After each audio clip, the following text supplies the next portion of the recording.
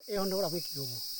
অৰুণাচল প্ৰদেশৰ লোৱাৰ দিবাং ভেলীত বহুকেইটা মনুমেণ্ট আছে, যেনেকৈ ভীষ্মক নগৰ আছে, ভীষ্মক নগৰৰ পূব দুৱাৰ, পশ্চিম দুৱাৰ আছে।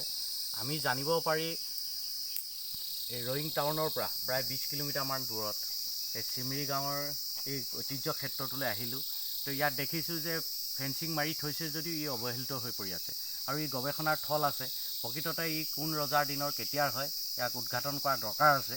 আৰু ইটাৰ গাঁথনিটো চাই পেলাই আমি দেখিছোঁ যে ভীষ্মক নগৰ আৰু ই সমসাময়িক হ'ব। আৰু সাধনী হয়তো বুৰঞ্জীয়ে যদি ইতিহাস কম খেদি শুদ্ধ ৰূপত প্ৰতিষ্ঠা কৰে, সাধনীৰ অন্তিম পৰ্যায়টো কিজানি এই অঞ্চলটো বাস কৰিব পাৰে, বা কাৰণ এই ইটাৰ দমটোৱে সৈতে এই গোটেই এটা ইংগিত বহন কৰে।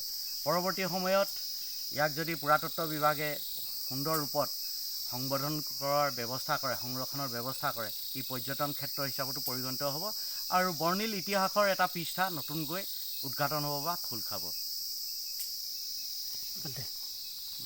হ'ব ন?